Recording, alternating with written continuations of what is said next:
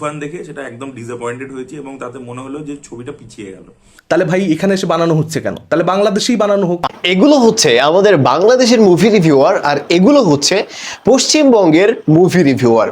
এখন ঘটনা হচ্ছে শাকিব খানের তুফান সিনেমা বাংলাদেশে মুক্তির পর আমাদের বাংলাদেশি মুভি রিভিউয়ারদের কাছে সিনেমাটি অনেক ভালো লেগেছে এবং তারা সকলে পজিটিভ রিভিউ দিয়েছে।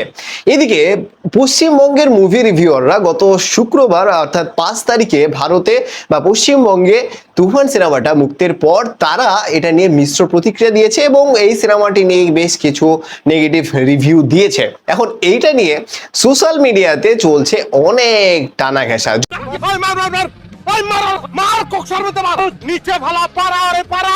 যদিও এই ব্যাপারটাতে সবচেয়ে বেশি এগিয়ে আছে আমাদের ইন্ডিয়ান দাদারা।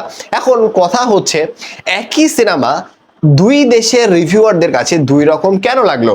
শুরুতে আসি আমাদের ইন্ডিয়ান দাদাদের কাছে, যেহেতু তারা আমাদের প্রতিবেশী দেশের, নিজেদের দেশের না, তারা প্রতিবেশী দেশ হিসেবে নিজেদেরকে জাহির করলো, বন্ধু দেশ হিসেবে নিজেদেরকে জাহির করলেও আমাদের ব্যক্তি স্বাধীনতার মাধ্যমে মাঝে মাঝে হস্তক্ষেপ করে থাকে। যাই হোক, সেসব বিষয়ে পরে আসছি, আগে সিনেমা নিয়ে কিছু কথা বলা যাক। এখন তাদের যে মতামত সেটা হচ্ছে তুফানের টেকনিক্যাল দিক অনেক ভালো, বাট তুফানের চিত্রনাট্যটা অনেকটাই দুর্বল। এখানে শুধুমাত্র শাকিব খানকেই স্পেসিফিকভাবে প্রাধান্য দেওয়া হয়েছে এবং এর পাশাপাশি এই তুফানের চিত্রনাট্যের কমতির কারণে খুব বেশি অ্যাটাচমেন্ট ফিল হয় না তুফানের ক্যারেক্টারগুলোর জন্য। অর্থাৎ তুফানের ক্যারেক্টারগুলোতে, অর্থাৎ তুফান যদি হাসে সেক্ষেত্রে আমাদের হাসি পাচ্ছে, তুফান যদি কাঁদে সেক্ষেত্রে আমরা কাঁদছি, মানে এই অ্যাটাচমেন্টটা তৈরি করতে পারেনি। এই ধরনের বেশ কিছু নেগেটিভ রিভিউ দিয়েছেন আমাদের ইন্ডিয়ান দাদারা। তো এছাড়াও আরো অনেক কিছু আছে, ছুটে যেতে পারে, আপনারা আশা করি দেখে ফেলেছেন ইতিমধ্যে, না দেখলে দেখে নিতে পারেন। এখন এরপরে যেটা হয়েছে, শাকিব খানের যেহেতু একটা হিউজ ফ্যান বেস আছে যারা শাকিব খানের জন্য একেবারে ক্রেজি, শাকিব খানকে পাগলের মতো ভালোবাসে, শাকিব খানের সিনেমা নিয়ে বা শাকিব খানকে নিয়ে কথা বললে তারা কিন্তু ভাই কখনো চুপ করে থাকে না। এবারও তাই হয়নি, তারা এই রিভিউয়ারদেরকে কমেন্ট করে বা রিভিউয়ারদেরকে নিয়ে বিভিন্নভাবে লেখালেখি করছে এবং স্পেসিফিকভাবে শাকিব খানকে নিয়ে যারা ভিডিও বানায়, অর্থাৎ শাকিবিয়ান যারা আছে, ইউটিউবার শাকিবিয়ান যারা আছে, তারা এদেরকে ধুয়ে দিতে বাদ রাখেনি। যেমনটা বরাবরই হয় এমনটা কিন্তু আমরা দেখেছি যে আরশাদ আদনানকেও কিন্তু তারা ছাড় দেয়নি কখনো। শাকিব খানের বিরুদ্ধে গেলে, শাকিব খানকে নিয়ে, শাকিব খানের সিনেমা নিয়ে কথা বললে তারা কখনো পিছপা হয় না, এমনটা কিন্তু এবারও হয়েছে। তো এতে করে যেটা হয়েছে, তারা মানে বাংলাদেশি শাকিবিয়ান যারা আছে তারা এইসব ইউটিউবারদেরকে কমেন্ট করেছে বা তারা লেখালেখি শুরু করেছে যে তারা এই ইন্ডিয়ান দাদারা শুধুমাত্র সিরিয়াল দেখায় অভ্যস্ত, আর এই কারণে তুফান তাদের কাছে ভালো লাগেনি। এখন এটা কয়জন বলেছে বা কতজন লেখালেখি করছে, কত বড়ভাবে লেখালেখি করছে, ইট ডাজন্ট ম্যাটার, এটা আমাদের ইন্ডিয়ান দাদাদের চোখে পড়েছে এবং এতে করে তারা একেবারে জ্বলে পড়ে শেষ হয়ে যাচ্ছে। তাদের লেজে আগুন ধরে গেছে ঠিক এমন একটা অবস্থা। রীতিমতো সকলে ভিডিও বানিয়ে প্রত্যুত্তর দেওয়া শুরু করেছে এবং এখানে বলতে বলতে তারা তুফান কপি করা, আপনারা আমাদের দেশে সিনেমা থেকে কপি করছেন, আপনাদের দেশে হচ্ছে না বলে তো আমাদের দেশে এসে আপনারা সিনেমা বানাচ্ছেন, এমন কথা বলতেও তারা পিছপা হচ্ছে না। এখন ঘটনা কি শুধুমাত্র তুফান সিনেমাটির চিত্রনাট্য খারাপ বা তাদের কাছে ভালো লাগেনি সে কারণে কি শুধুমাত্র তারা নেগেটিভ রিভিউ দিয়েছে? এটাও একটা প্রশ্ন থাকছে। একতরফা আমরা ভালো বলে যাবো, অন্য দিক থেকে আমরা মানে কোনো অ্যাপ্রিসিয়েশন পাবো না বা খালি ছোট করা হবে। আমাদের দেশের সুপারস্টারদেরকে ছোট করা হয়েছে এর আগে, আমাদের এখানকার আমাদের বাংলার সুপারস্টারদেরকে ছোট করা হয়েছে। অর্থাৎ এখানে কি বুঝলেন, তারা নেগেটিভ রিভিউ দিয়েছে এই কারণে যে তাদের পশ্চিমবঙ্গের সিনেমা নিয়ে আমরা পজিটিভ রিভিউ বা প্রশংসা করিনি। এখন মুভি রিভিউয়ার যারা আছে তাদের মধ্যে আমাদের সিনিয়র ব্রোস আছে, আরিয়ান নামে এক ভাই আছে, এরা ম্যাক্সিমাম সব ধরনের সিনেমা নিয়ে রিভিউ দিয়ে থাকে। এদিকে আরও বেশ কিছু ভাইরা আছে, বাট তারা সব ধরনের সিনেমা নিয়ে এখন আগের মতো রিভিউ দেয় না, বাট সিনিয়র ব্রোস সব থেকে বেশি অ্যাক্টিভ থাকে বিভিন্ন মুভি রিভিউয়ের ক্ষেত্রে।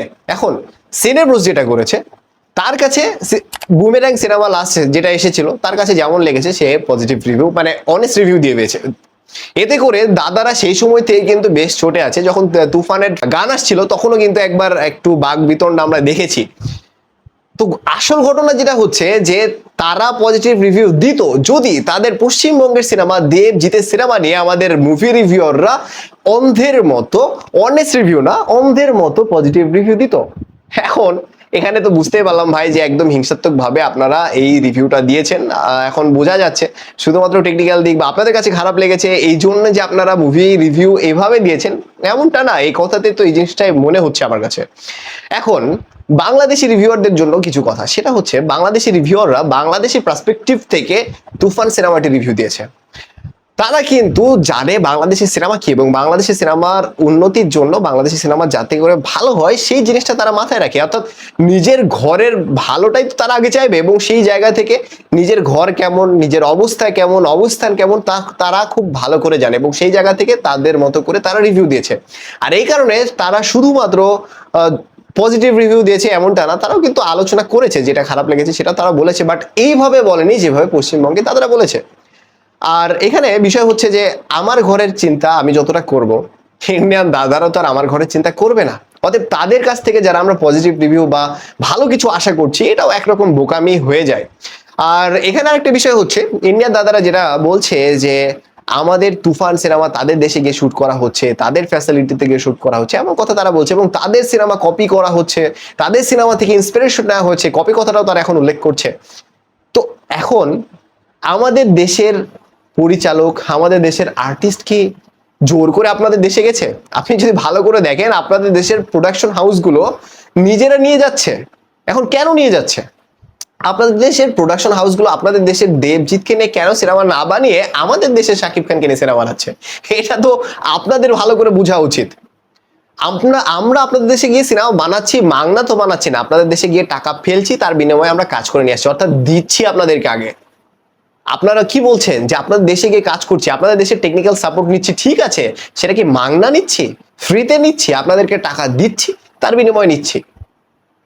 সো অযথা এত বড় বড় করে বুলি ফুটানোর কিছু নাই দাদা। আপনারা সিরিয়াল দেখেন নাকি আপনাদের কাছে অনেক বেশি অপরচুনিটি আছে এটা আপনারা ভালো জানেন। আপনারা আপনাদের জায়গা থেকে রিভিউ দিবেন, পাবলিক তার উপরে রিয়াকশন দিবে, এটাই স্বাভাবিক। যদি রিয়াকশন সহ্য করতে না পারেন তাহলে অনলাইন প্ল্যাটফর্ম আপনাদের জন্য না। আপনারা আমার থেকে অনেক সিনিয়র, অনেক বড়, তো এই জিনিসটা আশা করি আমার থেকে আপনাদের ভালো করে জানা উচিত বা বোঝা উচিত। অনেকে তো এমনও বলছে যে পশ্চিমবঙ্গের সিনেমা বা কলকাতার সিনেমার এই দুর্দশা কেন, সেটা এই সকল রিভিউয়ারদের রিভিউ দেখে বোঝা যাচ্ছে।